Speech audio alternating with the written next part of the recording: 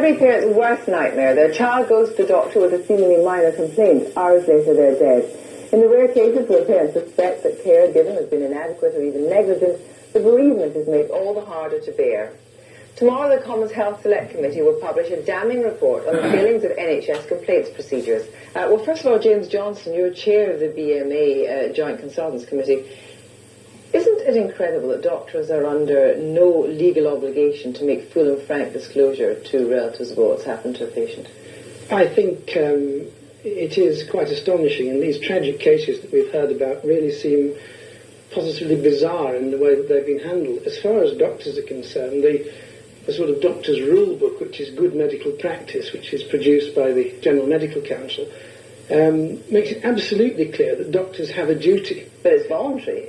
It's not legally binding. It's not legally binding, but you don't really want to fall foul of the General Medical Council, or you might find yourself up before them. And it makes it absolutely clear that the duties of a doctor are to disclose what goes on and be frank with the patient. But clearly, whatever the rights and whatever's actually happened at the end of McConnell's case about what deal has been come to, they were told that no going to the GMC. Well, I find that quite extraordinary.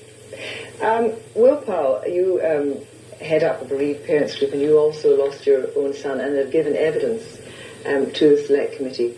In your experience, did you get anything like full disclosure of what had happened? Well, my experience is typical of both the Askews and the McConnells and many other families. I was denied the truth about my son, and the Court of Appeal said the doctors didn't owe me a legal duty to tell the truth. And we were devastated by that, and that's why we formed the group. We put pressure on the Health Committee and members of Parliament. We've had the inquiry, I've given evidence, the families have submitted their evidence, and we're just hoping tomorrow it's going to be a very positive report, and I'm sure it will be in the light of the several reports this year that have condemned the medical profession and the regulating authorities. Well, David Hinchliffe is the chair of the Health Select Committee here, and I know you can't disclose exactly what's in the report tomorrow, but explain why it is so difficult for people to get answers from doctors in cases like these. I think because the responsibilities are clearly split, and I think what the evidence has shown in this inquiry is the way in which there's a culture of blame in some respects, a culture of cover-up in some respects, and a worrying sort of procedural experience of people who make complaints have been passed from pillar to post. They may have problems like Mr. Powell, terrible problems and tragedies like Mr. Powell, but then when they get into the complaint system, it is indeed compounded, and the situation becomes even worse. A review body in the cases of complaint, but it's convened usually by a person from the health trust involved. Yeah. That seems quite unindependent. Well, we picked up from a number of witnesses that clearly this is something that we needed to address. It's an issue whereby if people go through the local resolution complaints procedure, are not happy with that, to go to the next stage they need to have an agreement by a convener in the trust they're complaining against. It really is very questionable. This was presumably an area that you looked at as well.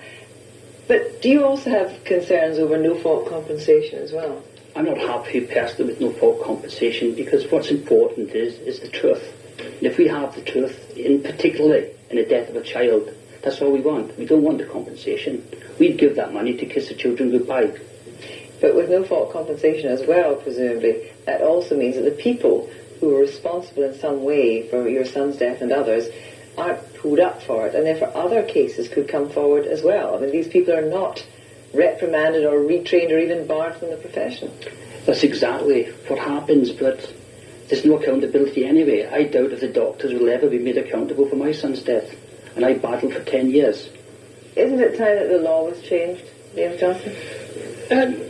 I think it's absolutely time we had a system of no-fault compensation. It is... You want a system of no-fault compensation? Yes, absolutely. That puts huge pressure, does it not, on parents to take a compensation, perhaps if they've been battling and they've other children to bring up.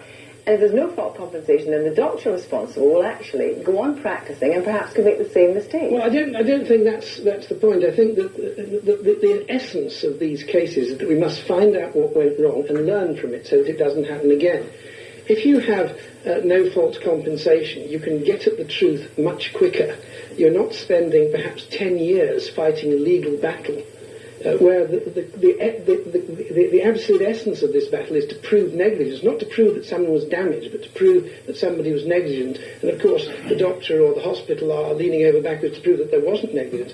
If that wasn't an issue, if you could just get to what went wrong and then make sure it didn't happen again much quicker, I think that would be a far more satisfactory arrangement. But if negligence exists, then presumably you want that stopped. Well, of course, I think that the evidence that we looked at, the main concern of the complainants, the people who were witnesses at the inquiry, was they wanted explanations. They wanted to know what had happened. And currently the system doesn't give them that explanation. And are we going to radical solutions tomorrow? I hope so. Thank you all very much indeed. Thank you.